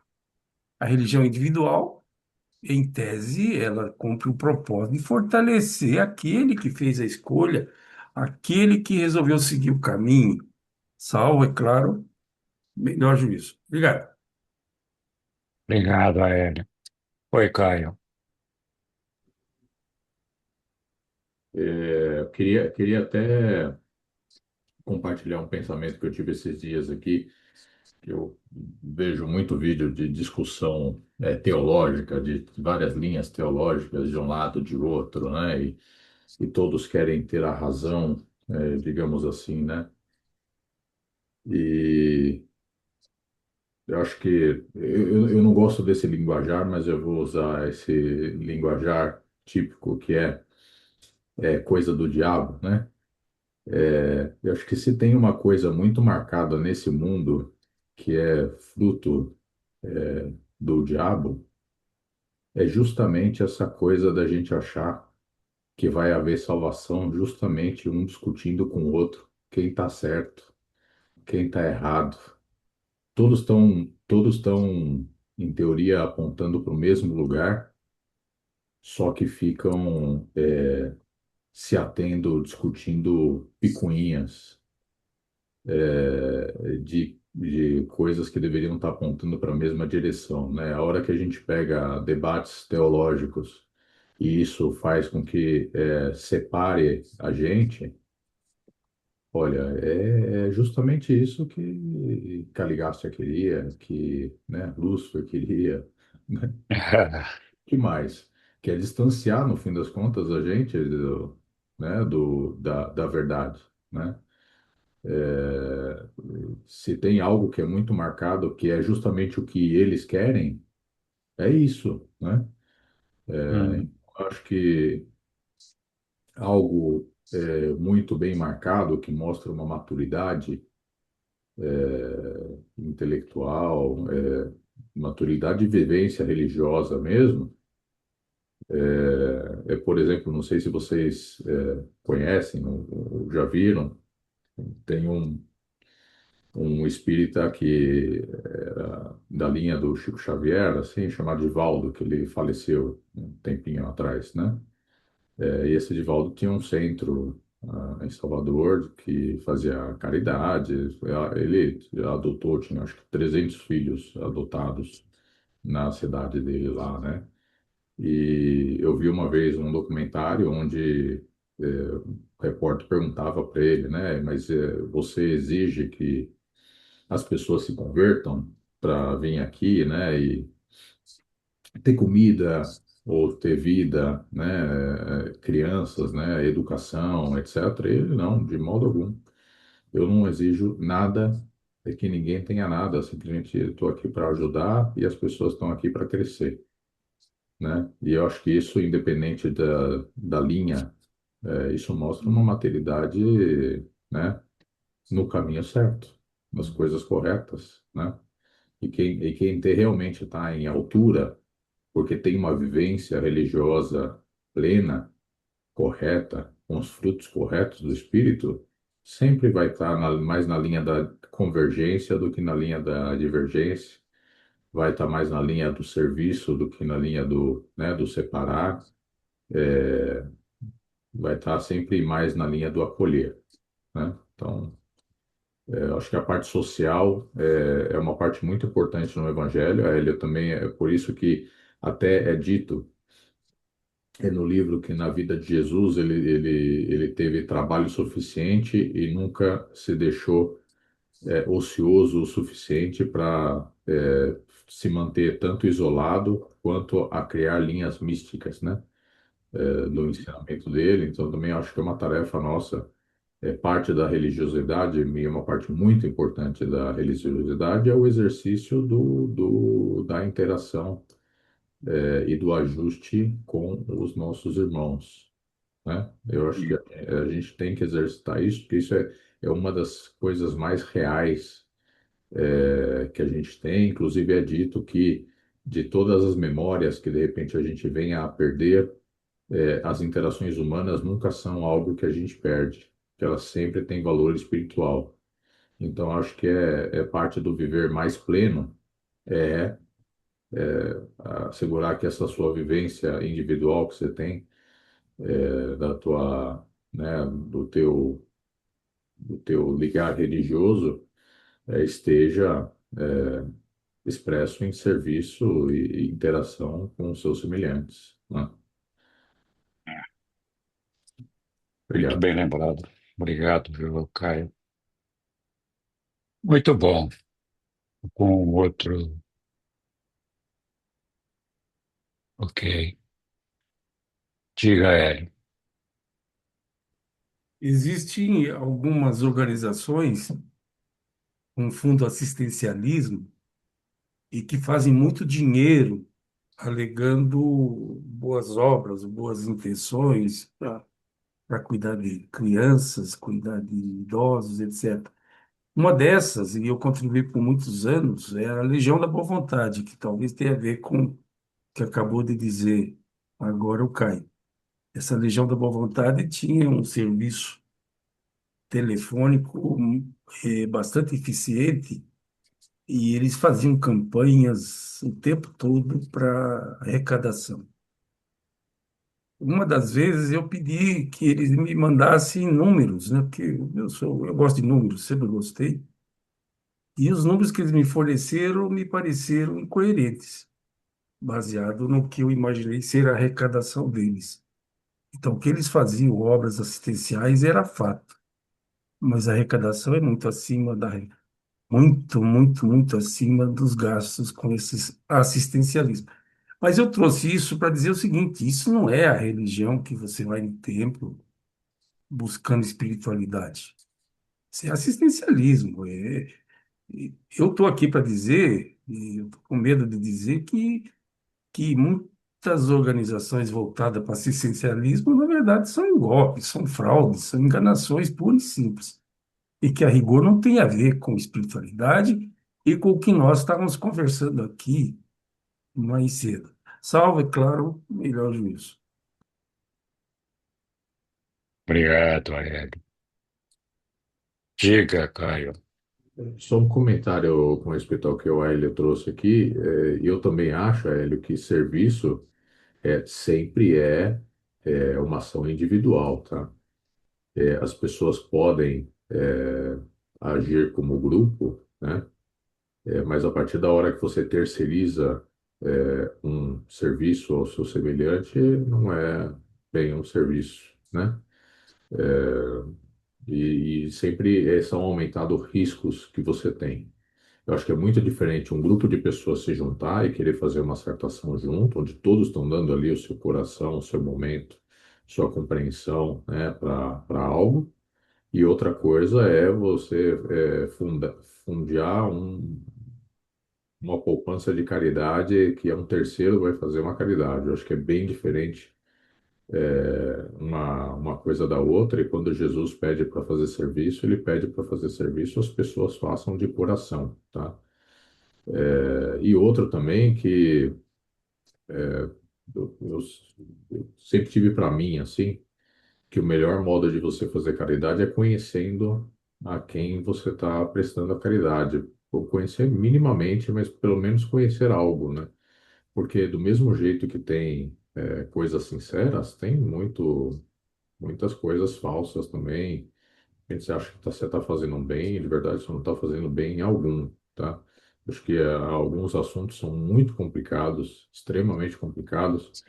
Eu acompanhei um tempo aqui em São Paulo, trabalho de dois deputados, né? Um era a Soninha e o outro era o Enioze Cuquier, que eles trabalharam num tempo investigando ali o caso da Cracolândia, que tem aqui em São Paulo, né? E o meu interesse era entender deles se tinha solução, né? E a coisa é muito mais complicada do que parece na capa, tá? É extremamente mais complicado. O único jeito de você realmente ser mais eficiente ali, em algumas características que são motivadores ali, é o governo entrar mesmo, como foi aqui nesse último ano, o governo entrou e fez algumas coisas que reduziram um pouco os problemas. E a outra é tendo um envolvimento mais cercano ali com os indivíduos, né? Tem que ser um trabalho individual mesmo, tá? Acho que caridade é de maneira distinta. E mais, eu acho que mesmo que a gente faça caridades que ajudem na questão física e temporal aqui, é sempre o grande serviço que a gente tem para fazer, assim como eram feitos nos acampamentos ali de Jesus, é um trabalho ao mesmo tempo que você ministra uma melhora física e das necessidades, cobrindo as necessidades do momento, você está trabalhando algo muito mais elevado, porque no fim das contas é isso que vai fazer a diferença duradoura para aquela pessoa. Não adianta só você tratar a superfície do problema, sendo que a solução de vários problemas é uma mudança na postura individual, né, da pessoa, né? E isso você pode fazer em vários níveis, em nível mental ou um nível num despertar espiritual mesmo, que é o que eu entendo que era feito ali na época de Jesus. Então, acho que o que é dito para a gente fazer é algo muito mais profundo do que isso que de repente a gente nomeia, né, como caridade. É algo mais profundo, algo mais íntimo, e que exige uma entrega de coração mais pleno, né? Jesus já falava, né, que parte da nossa missão é ajudar os homens a se desenvolverem espiritualmente. Aqueles que alcançam essa evolução espiritual, eles encontrarão a capacidade de resolver os seus próprios problemas. Então, nossa missão não é resolver o problema do pessoal, que a gente não vai conseguir resolver. A gente até pode ajudar, mas se o indivíduo não quiser ser ajudado, por mais que você ajude, não vai dar certo. Para muitos, né, essa condição de vida é um meio de vida, né? É um meio de vida. A pessoa vive disso. E quando não vive disso, ela vive daquela forma porque ela acha que tem que ser daquela forma, né? Enganada ou não, não adianta. É, por mais que a gente tente mudar isso, é muito difícil. Mas tá bom. Bom, pessoal. Então, aqui estamos aí nos últimos 5 minutos aqui do nosso tempo. Não sei se mais alguém Henrique, quer. Oi. só queria exemplificar um pouco isso último que você deu aí. Aham. Tem um vizinho aqui no meu condomínio, que é um colombiano, ele veio trabalhar aqui no Brasil e a gente estava conversando dessas coisas, né? Um pouquinho dessas coisas de assistência, etc. E ele me contou a história dele. Ele tem um irmão que viveu, acho que 20 anos na rua, um morador de rua. Acho que eram 5 irmãos e um dos irmãos dele, mais velho que ele, morou na rua, vários anos, né? E aí ele estava me contando que ele era displicente, né? E era drogado, um montão de coisa assim. E a família, obviamente, por dó, sempre ia lá e provia algo para ele. Então ele Uhum. sempre estava naquela situação onde estava quase morto, mas sempre a família dando algo, ele se sustentava, né? E chegou um Aham. momento que ele entrou de maneira mais ativa para ajudar, e uma das coisas que ele fez foi proibir a família dele de dar qualquer coisa pro irmão dele, tá? E ele conversou com o irmão dele e tudo, e a partir da hora que eles não davam mais o sustento ali fácil para ele, que ele se viu realmente em problemas, ele realmente resolveu aceitar ajuda É, verdadeira, né? Mas para isso é, foi exigido justamente não não dar as migalhas mais, para ele realmente poder aceitar a ajuda e se sujeitar ao que a família poderia fazer para ele, né? Mas seguindo certas regras. Porque isso é outra coisa também que tem muito questão de morador de rua, né? Que isso aí é bem marcado em pessoal que tem assistência social. Eles não acostumados com, não tão- estão acostumados com rotina, com regra, né? Com você tem ah, que fazer não. isso para ter aquilo, né? Não. E isso meio deseduca, né, a pessoa. Então, você vê que muitas vezes a caridade, a assistência real mesmo, ela está em outro nível. Ela não está no nível do satisfazer o estômago, né? Igual o Jesus quando fez lá a, o milagre da multiplicação, né? Falou assim, né? Estão Exatamente. aqui porque querem alguém que satisfaça o estômago de vocês, né? É, Não o seu espírito, né? E o trabalho nosso que a gente tem mesmo ao mesmo tempo que a gente ministra algo que é necessário a curto prazo, a gente está realmente ajudando naquelas transformações que são duradouras, né? Para as pessoas e muitas vezes é totalmente diferente do que a gente pensa que é. é verdade. É isso mesmo. A gente tem visto muitas situações aí, é, da mãe que já matou a mesma filha 20 vezes. Minha filha está com câncer, morreu, agora precisa de ajuda. A gente vê isso todo dia, né? Então, é meio de vida, muitas vezes, não tem o que fazer. Mas são pessoas que realmente chamam a atenção e a gente se compadece. Não tem. Enfim. Bom, pessoal. Muito boa noite, muito obrigado a todos. Uma boa semana.